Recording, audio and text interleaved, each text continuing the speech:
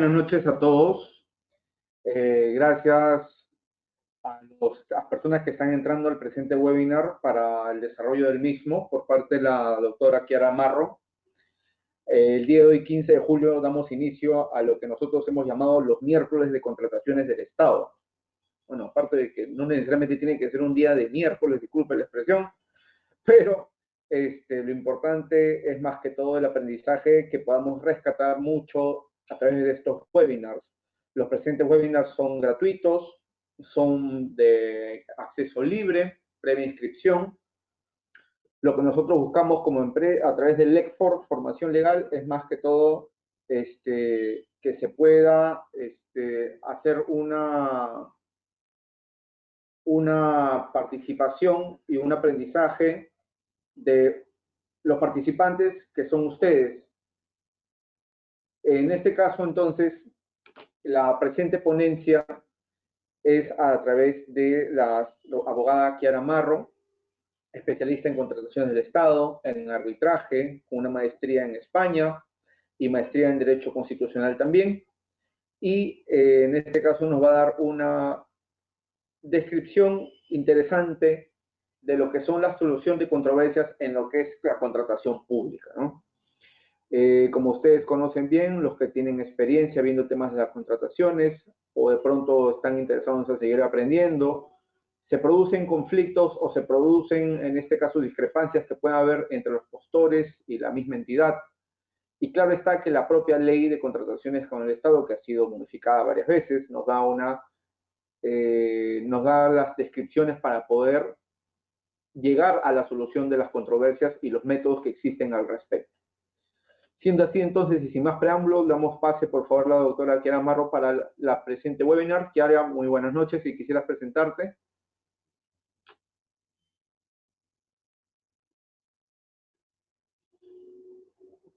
Sí, buenas noches, ¿me escuchan? Sí, te escuchamos atentamente. Listo. Buenas noches con todos. La presente exposición tiene que ver con la solución de controversias en la contratación pública. Como ya lo ha mencionado el presentador, la contratación pública pues es un campo bastante amplio y tiene muchos ámbitos y muchos temas que tratar. Entonces, lo que se va a tratar aquí es un poco de explicar de manera general lo que es la contratación pública y ir aterrizando un poco en el tema de la solución de controversias, tanto para las personas que tienen un conocimiento previo de contrataciones como las que también están iniciando en esta carrera. Entonces, comenzamos con la base de lo que es la contratación, ¿no? Citamos el artículo 76 de la Constitución, que señala la obligatoriedad de la contratación respecto a la utilización justamente de fondos públicos y que lógicamente, como se trata de fondos y recursos públicos, es necesario que sea a través de contrata o licitación pública, y además que existe una ley que establece el procedimiento y las respectivas responsabilidades.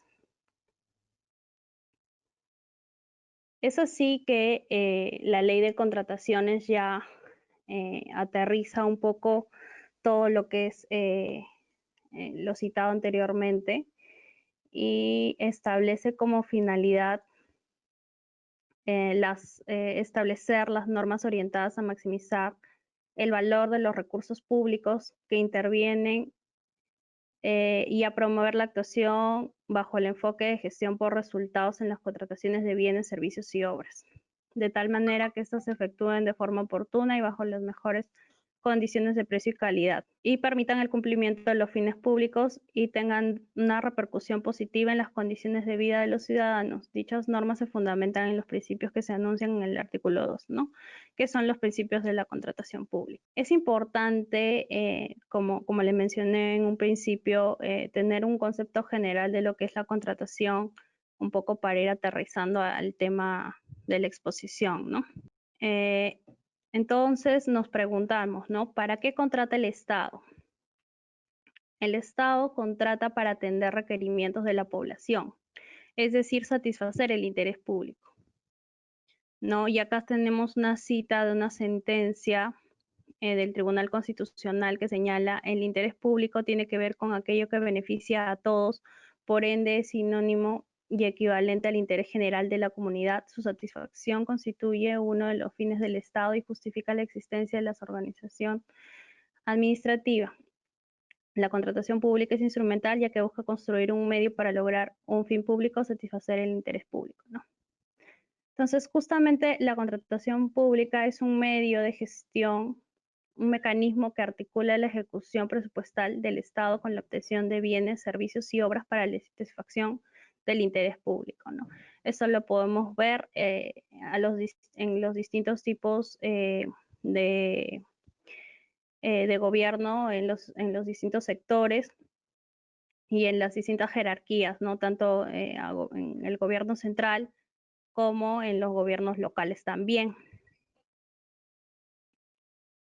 Continuamos.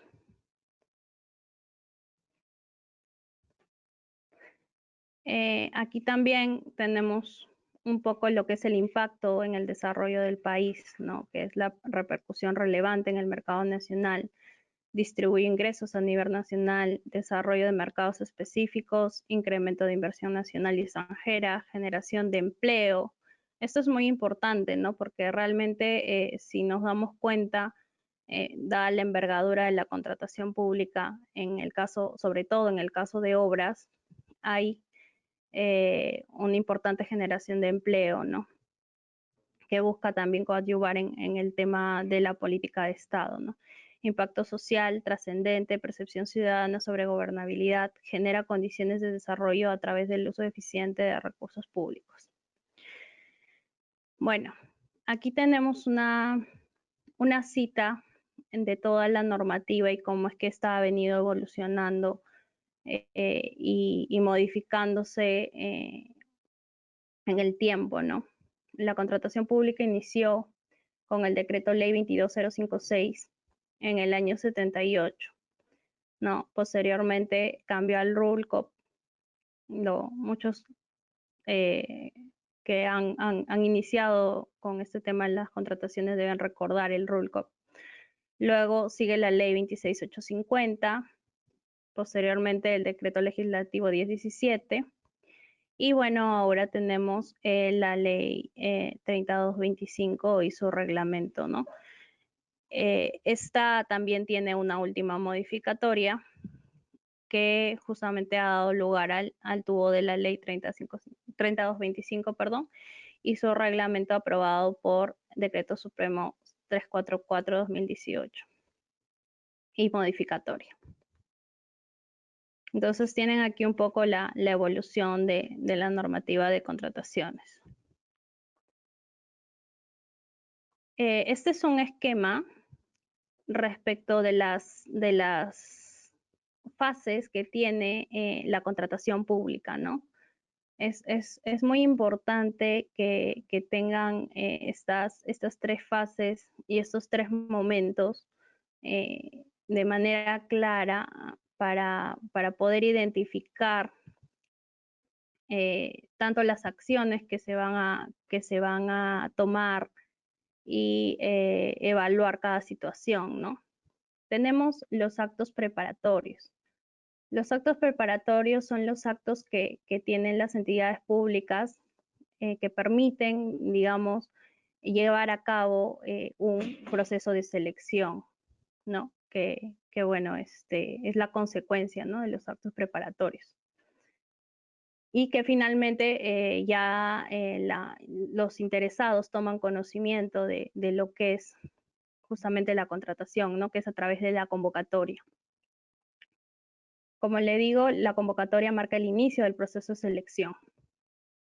Bueno, de acuerdo al tipo de proceso de selección, van a suceder distintas etapas, pero de manera general, que en una licitación pública, que es la más utilizada.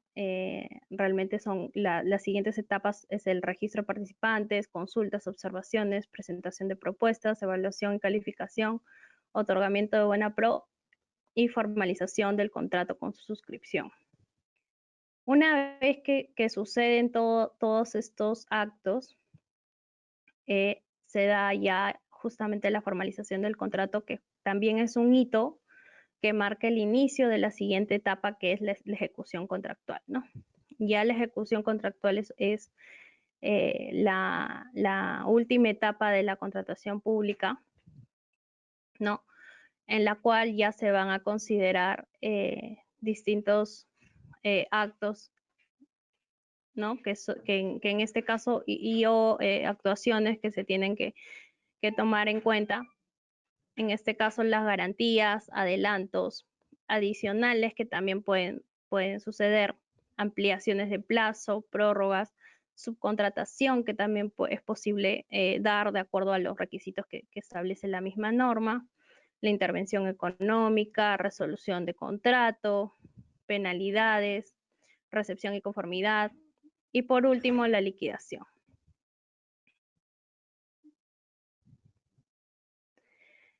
Los actos preparatorios, nuevamente, de manera general, es desde que se aprueba la adquisición o contratación hasta que justamente sucede la convocatoria, ¿no? Igual, el proceso de selección es desde la convocatoria del proceso de selección hasta antes de la celebración del contrato. Y la ejecución contractual es desde la celebración del contrato mismo hasta su liquidación. Bueno, luego de conocer estos tres momentos, estas tres fases, ya vamos a conocer en qué consisten y justamente lo que da lugar a cada solución de controversias, que es ya la materia de la presente exposición, ¿no?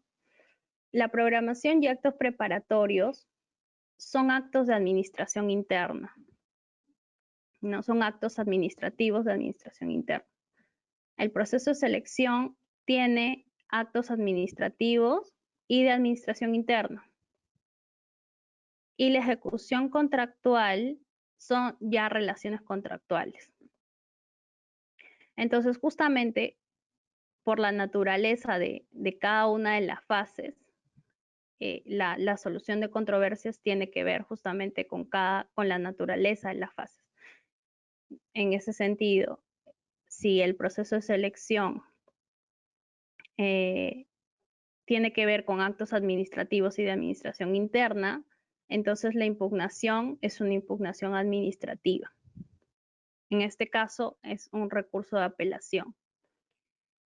Y la ejecución contractual, como lo relacionado son las relaciones justamente contractuales derivadas del contrato celebrado, se resuelven mediante conciliación, arbitraje y una nueva figura que ha aparecido en el caso de obras, que es la Junta de Resolución de Disputas. Entonces, ya llegando un poco al tema en concreto, vamos a tratar lo que son la solución de controversias en los procesos de selección. Respecto a la solución de controversias en el proceso de selección, tiene la base en el tubo de la Ley 3225. ¿No? El artículo 41 de la Ley de Contrataciones con el Estado establece que las discrepancias que surjan entre la entidad y los participantes opostores en un procedimiento de selección solamente se pueden dar lugar a interposición del recurso de apelación. A través de dicho recurso se pueden impugnar los actos dictados durante el desarrollo del procedimiento hasta antes del perfeccionamiento del contrato, ¿no? Y bueno, ya los detalles los vamos a tratar. Este recurso de apelación puede ser conocido tanto o por la entidad o por el Tribunal de Contrataciones con el Estado. Esto va a depender de el valor referencial o valor estimado de la contratación, ¿no?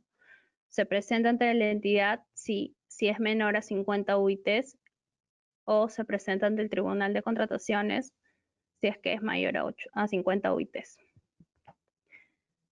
¿Quién determina o quién evalúa a través de qué entidad es que se va a tratar este recurso de apelación? Es el mismo postor, ¿no? Él va a definir y va a establecer ante quién presenta de acuerdo a los criterios que se han mencionado, ¿no? Ojo que el recurso de apelación se puede interponer solamente luego de otorgada la buena pro. Aquí hay algo muy importante. Justamente por la importancia de lo que es el tema de la contratación pública y el interés público, un recurso de apelación no puede ser presentado simplemente por el interés de cualquier postor, sino que justamente tiene que tener todo el sustento debido, ¿no? Para que justamente no afecte ese interés público. Entonces, esto se va a ver respaldado por una garantía, ¿no? En caso el postor considere que se necesita presentar este recurso de apelación, tiene que adjuntar a este recurso una garantía que es equivalente al 3% del valor estimado. Entonces, justamente esta garantía ya le otorga la seriedad correspondiente a este recurso, ¿no? Justamente para que no se hagan o no se planteen estos recursos sin los debidos sustentos, sino teniendo la seguridad del caso.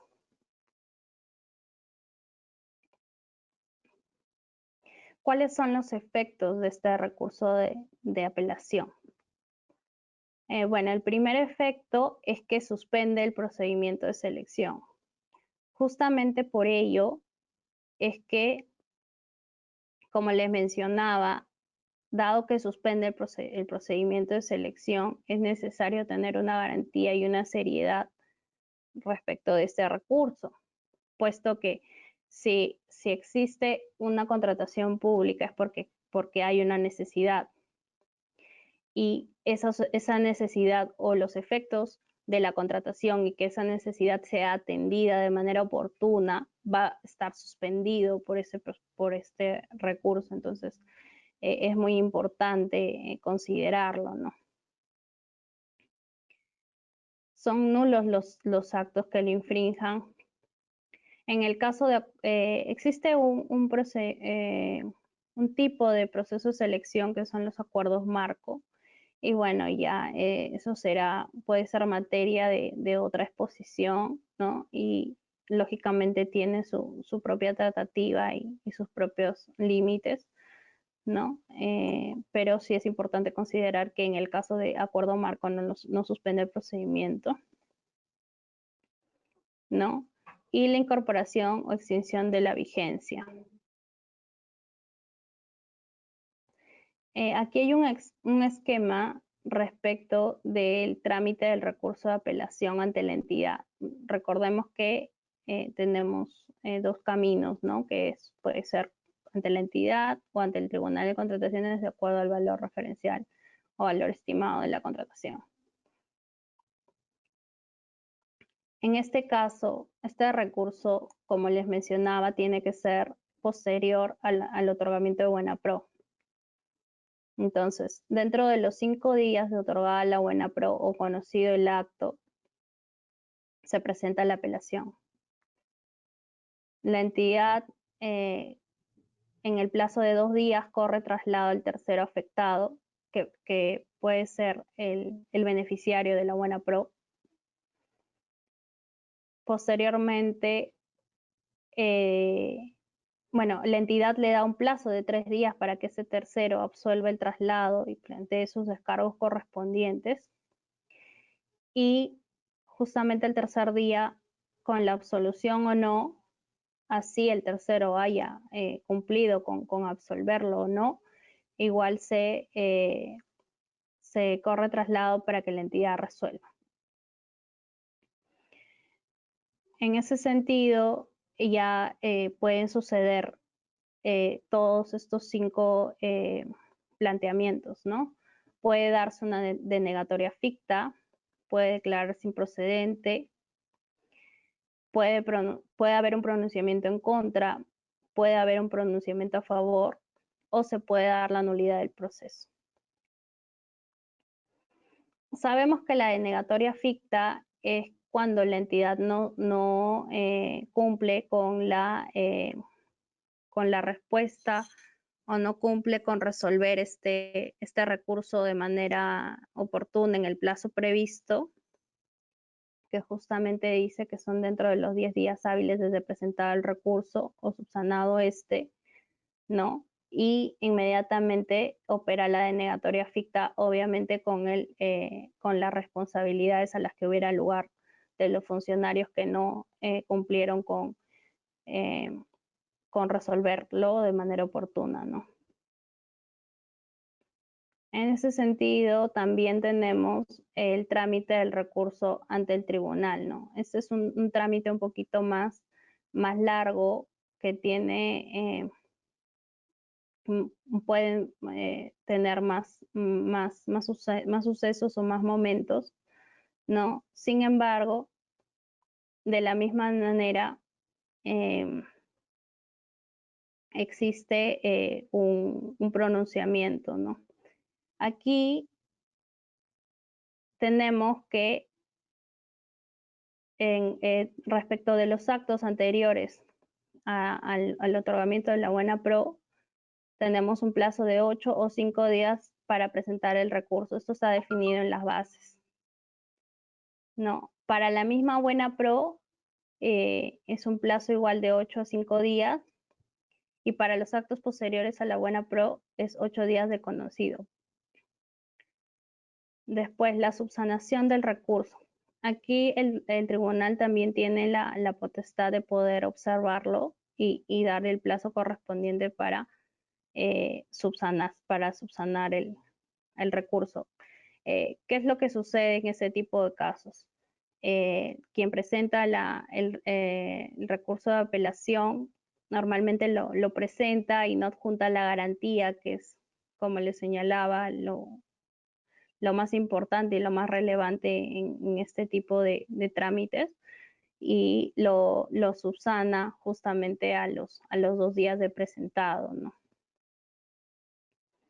Luego, como lo está conociendo el Tribunal de Contrataciones con el Estado, es necesario que el tribunal corra traslado a la entidad para que la entidad también plantee los descargos correspondientes o la explicación del caso a tratar, ¿no? Una vez que la entidad haya cumplido con absolver ese traslado, ya el Tribunal de Contrataciones procede a declarar el expediente listo para resolver. Al momento que declare el expediente listo para resolver, ya solamente quedan 5 días para que se pueda emitir la resolución y la notificación correspondiente.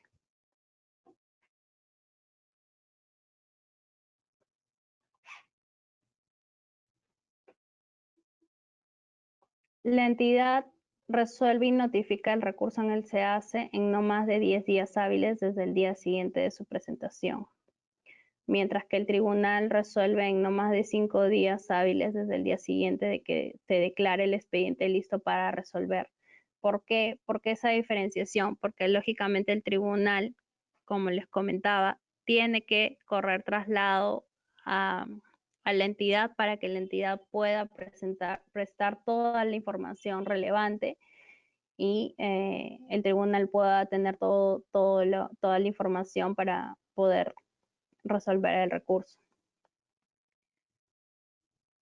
Como les comentaba, si el tribunal o la entidad no resuelve y notifica la resolución sobre el recurso de apelación, se debe asumir que el mismo fue desestimado operando la denegatoria ficta.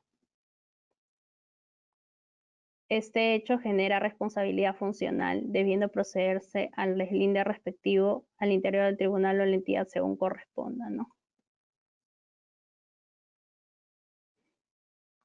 Ahora bien, como les comentaba, el tema de la garantía, ¿no? Cuando el recurso de apelación sea declarado infundado o improcedente o el impugnante se desista, se procede a ejecutar el íntegro de la garantía.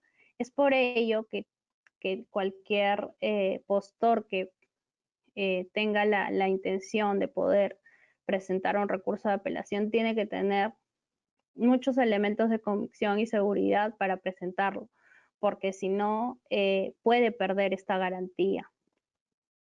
Como les señalaba, esta garantía es el 3% del valor referencial y en los procesos que conocemos, en muchos casos son procesos muy grandes y realmente estas garantías pues son significativas, ¿no?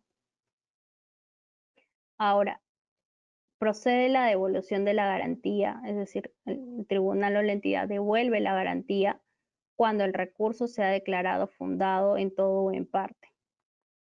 Se declare la nulidad y o carece de objeto pronunciarse sobre el fondo del asunto. Con posterioridad a la interposición del recurso de apelación sobrevenga un impedimento para contratar con el Estado. También es posible que al momento de poder conocer este recurso se pueda determinar algún tipo de impedimento para contratar con el Estado. En ese caso opera la devolución de la garantía. Y por último, opere la denegatoria ficta. Como les señalaba, esto es un tema muy importante porque acarrea responsabilidad. Y claro, si existe una denegatoria ficta o una falta de pronunciamiento de la entidad o del tribunal, es realmente injusto que se le ejecute la garantía incluso al impugnante, ¿no? Entonces, justamente por ello es que se ha determinado que procede la devolución de la garantía en ese tipo de casos. Siendo este un recurso administrativo por la naturaleza, como lo hemos explicado en un principio, con la resolución del tribunal o de la entidad, ya se agota la vía administrativa. Al darse el agotamiento de la vía administrativa, lo único que procede contra esa resolución es una acción contenciosa administrativa judicial, ¿no? Entonces, ese es el camino y el procedimiento, ¿no? Muchas personas que no conocen mucho de esto, ¿no? Pueden pensar o pueden plantear una reconsideración, otro tipo de recursos, pero es importante saber que con la resolución que resuelve la apelación ya se agota la vía administrativa. No cabe recurso contra él y lo único o el único camino que te queda de impugnación es la acción contenciosa administrativa.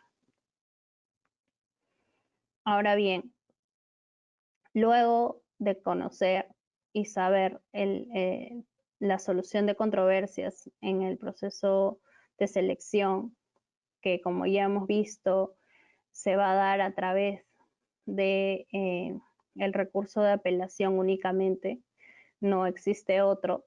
Ahora vamos a ver el otro momento, que es la solución de controversias en la ejecución contractual. Como ya hemos señalado, la ejecución contractual deriva justamente de un contrato. Ya no tienen que ver actos administrativos ni actuaciones administrativas y por tanto la solución de controversias tiene otra naturaleza y tiene otra forma de resolución. Entonces, como lo señala también la misma ley de contrataciones, la 3225, en el artículo 45 señala que los medios de solución de controversias en la ejecución contractual que se refieran a ejecución, interpretación, resolución, inexistencia, ineficacia o invalidez del contrato se resuelve mediante conciliación o arbitraje según acuerdo de las partes. En el reglamento se definen los supuestos para recurrir al arbitraje ad hoc. Las controversias sobre la nulidad del contrato solo pueden ser sometidas a arbitraje. El inicio del procedimiento de solución de controversias no suspende o paraliza las obligaciones contractuales de las partes, salvo que la entidad disponga lo contrario de acuerdo al plazo y condiciones establecidos en el reglamento. Y aquí, por último, tenemos el tema de la Junta de Resolución de Disputas, que es una figura nueva, como les digo, que ha nacido con esta ley 3225, que solamente se aplica en el caso de obras. Ahora bien, aquí hay que considerar varios puntos, ¿no? El tema de la conciliación o el arbitraje, muchos consultan ello, ¿no? ¿Es necesario que yo tenga que ir a una conciliación previa para poder luego ir a arbitraje? La respuesta está en las bases de los contratos, de las bases integradas que dieron lugar a los contratos. Y eso justamente ya se determina en ese momento. Y si las bases señalan que necesitan pasar previamente por una conciliación, pues se tiene que hacer así.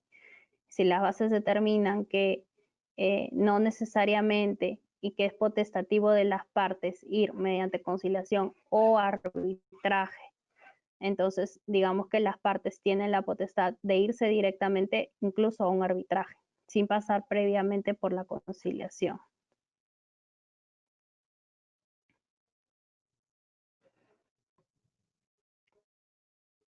Aquí hay algo importante respecto del arbitraje.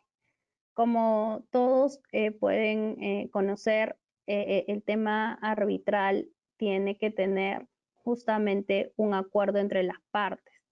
O sea, quiere decir que tiene que estar pactado en algún convenio arbitral que lógicamente está contenido en un contrato. Sin embargo, en el tema de las contrataciones, esto ya es una obligatoriedad.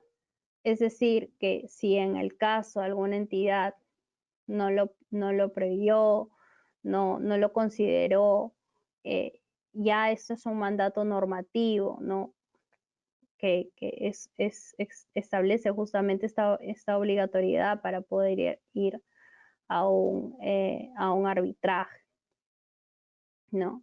Igual, este arbitraje puede ser derivado de la misma ejecución, la interpretación incluso del contrato, la resolución de contrato, inexistencia o ineficacia o invalidez.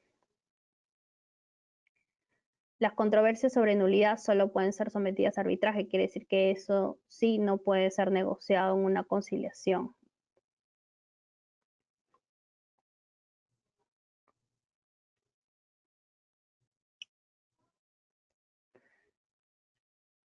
Aquí tenemos justamente las tres figuras: la conciliación, la Junta de Resolución de Disputas y el arbitraje institucional.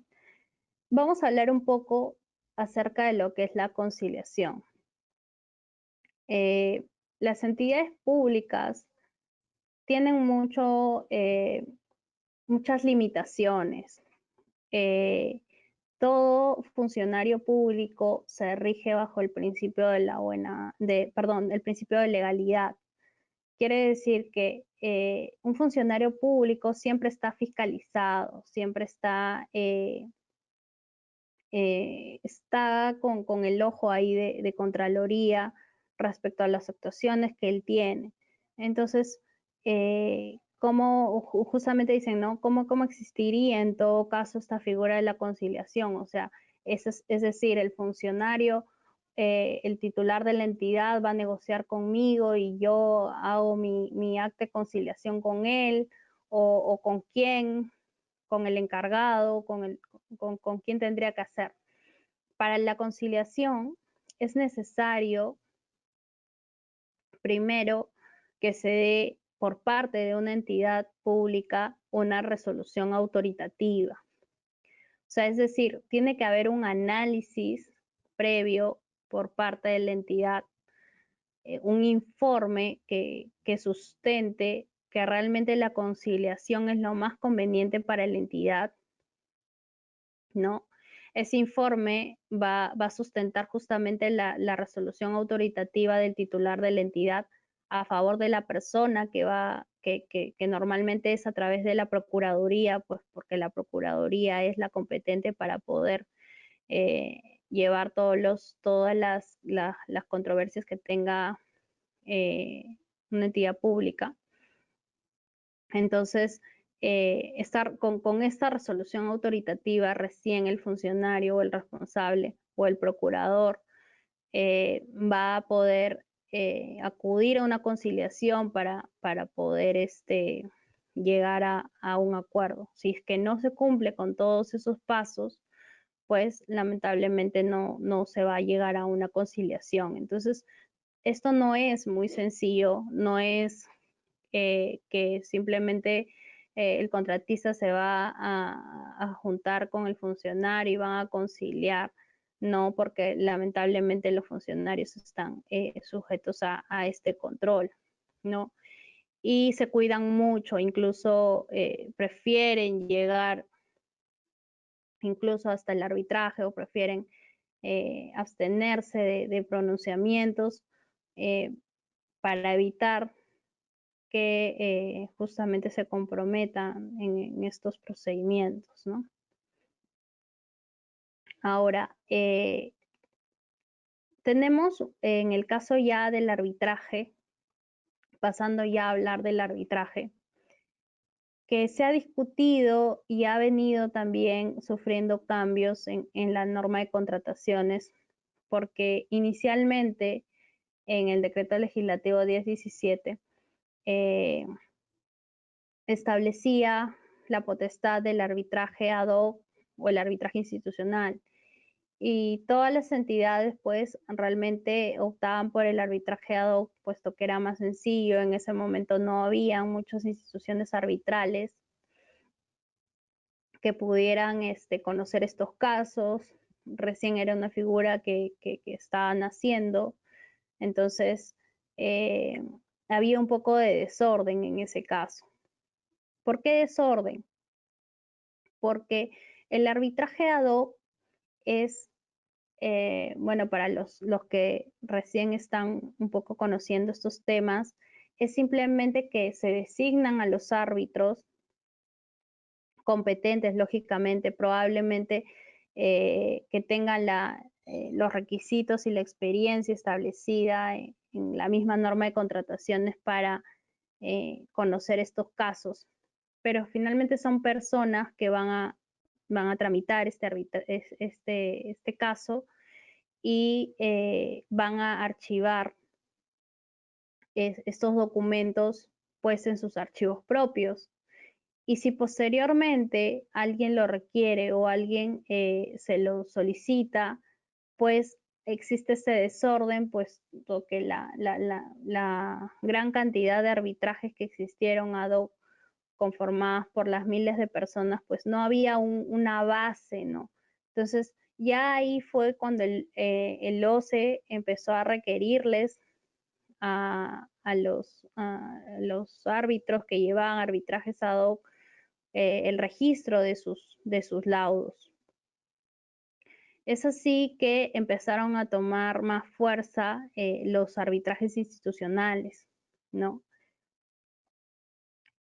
¿Por qué? Porque los arbitrajes institucionales están respaldados justamente en una institución que nunca se va a ir, una institución que siempre va a estar ahí, que va a respaldar, que en el caso se le requiera cierto tipo de información, te la va a prestar, tiene mayor organización, tiene mayor tipo de compromiso, respaldo, seguridad.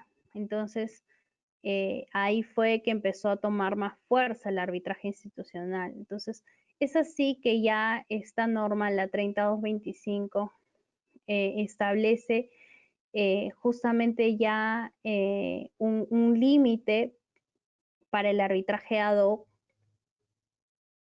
y se va más por el arbitraje institucional.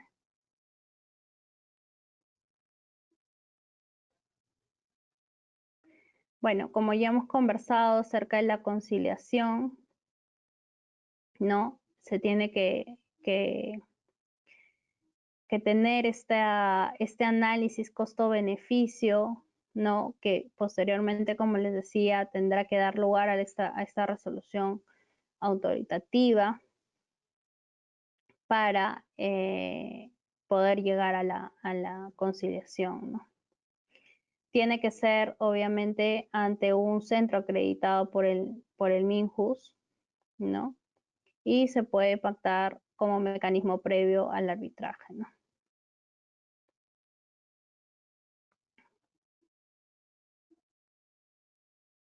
Como les mencioné, el tema de la conciliación tiene mucho que ver con el tema de la responsabilidad funcional, ¿no? Puede ser un caso no impulsar o proseguir con la vía arbitral cuando en el informe técnico legal se recomienda acudir a dicha sede, o impulsar o proseguir la vía arbitral cuando el informe técnico legal determine la posición de la entidad no ser acogida en el arbitraje. Esto realmente es muy subjetivo porque no, los árbitros pues no son unas máquinas que tú vas a poner a conocer tu controversia y ellos ya tienen para ciertos casos una decisión positiva o negativa, sino lógicamente pues ellos van a analizar, van a revisar la documentación y de acuerdo a su análisis en algunos casos se concederá o se aprobará sus solicitudes o requerimientos, sus petitorios, ¿no? Y en los casos que no, pues se desestimará. Entonces, realmente no en muchos casos no se tienen o no se va a tener esa seguridad respecto a si proseguir en la vía arbitral va a ser o no acogida tu solicitud, no, pero lógicamente va a depender todo de la situación o el caso concreto, ¿no?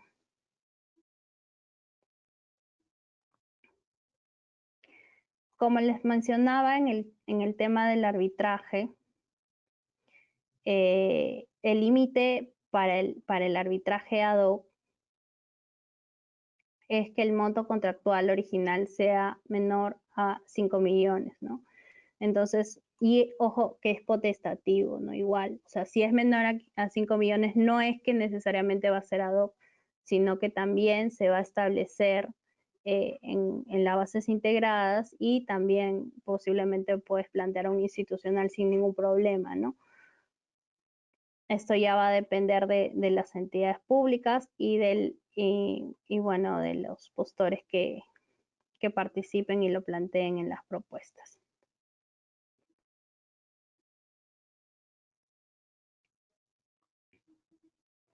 Ahora, en el caso del arbitraje institucional, como les mencionaba, si la entidad incorpora en las bases integradas la cláusula arbitral y establece mínimo 2 instituciones arbitrales registradas y acreditadas ante el OCE, ¿no? Y el postor en su oferta es quien va a elegir una, señalando un orden de prelación con relación a las demás, ¿no? Caso contrario, la entidad elegirá y fijará el orden de prelación. En las bases integradas se va a establecer justamente estas 2 instituciones por parte de la entidad, quien las propone, y ya el postor es quien va a elegir una de estas, ¿no? Ahora bien, ¿cuál es el rol del OCE en el arbitraje? ¿El OCE participa? ¿El OCE no participa? ¿Cuál es su participación, su relevancia en este tipo de casos, ¿no? El OCE participa en la designación residual de árbitros, quiere decir que si las partes no han llegado a acuerdos respecto de la designación de los árbitros, se solicita al OCE que pueda designar a un árbitro de manera residual, ¿no? Como les mencionaba, había mucho desorden en el caso de los tribunales arbitrales ad hoc, ¿no? Y justamente se planteó que el OCE iba a participar de la instalación del tribunal a efectos de que también existe un control de los arbitrajes ad hoc.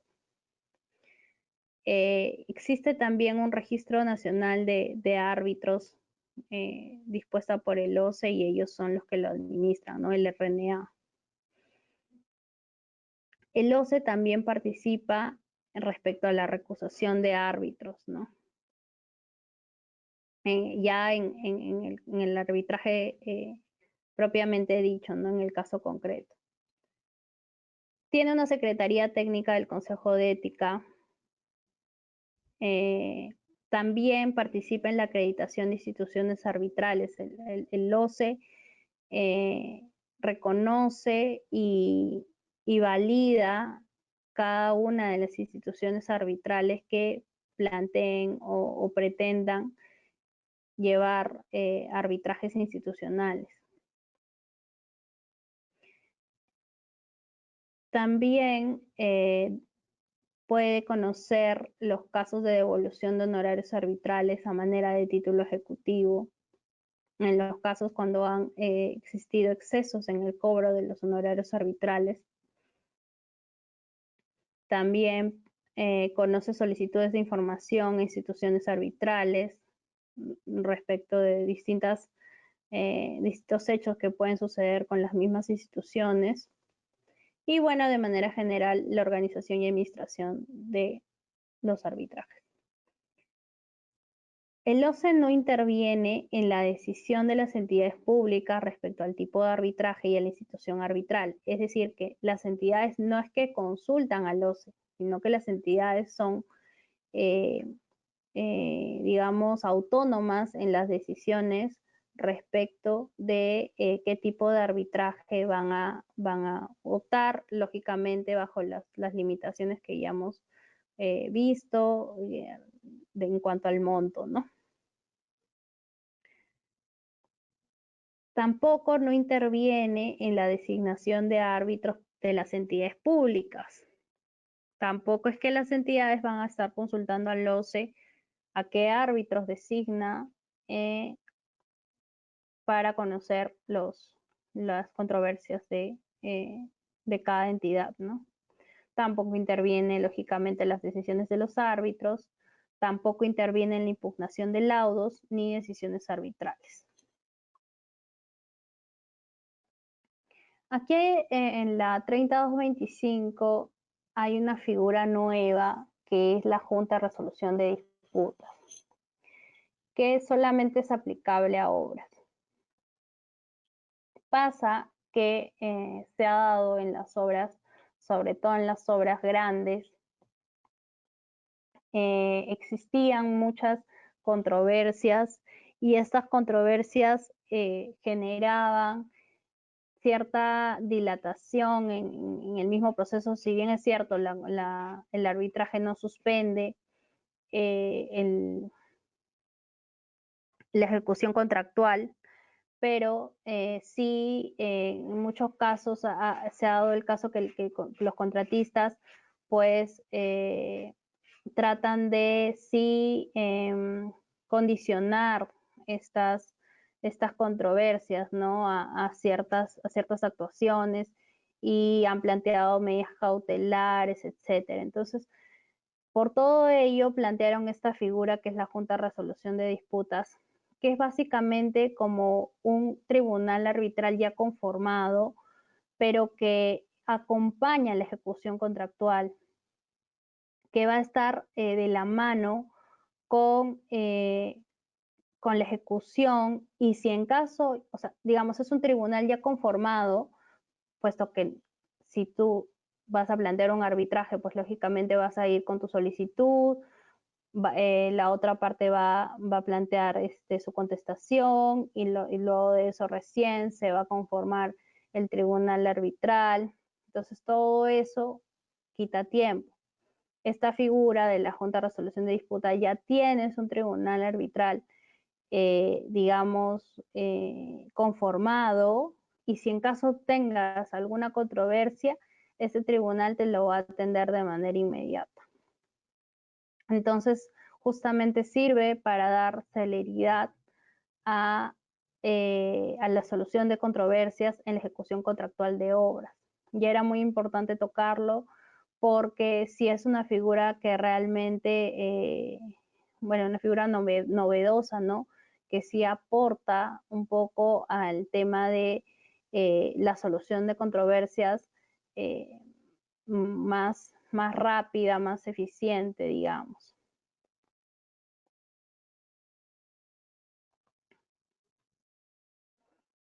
Bueno, aquí también para terminar, en el caso de el arbitraje y cómo es que termina, sí es importante mencionar que, bueno, el arbitraje tiene como consecuencia el laudo arbitral, ¿no? Que es la decisión final de los árbitros respecto de la controversia. Ahora bien, el laudo arbitral es inapelable. Quiere decir que no cabe recurso contra el laudo arbitral. Y si las partes, digamos, no se encuentran de acuerdo con el único recurso que corresponde es el recurso de anulación del laudo que se plantea en el Poder Judicial, ¿no? Entonces, pero solamente en el caso de anulación del laudo, que también tiene sus propios requisitos y tiene sus propias limitaciones, ¿no? Que lógicamente puede ser materia de otra exposición, tiene muchos temas importantes que tocar ahí. Eso sí quería mencionar, no se colocó en la exposición, pero sí es muy importante que lo conozca. Entonces, con ello hemos finalizado con el tema del día. Muchas gracias.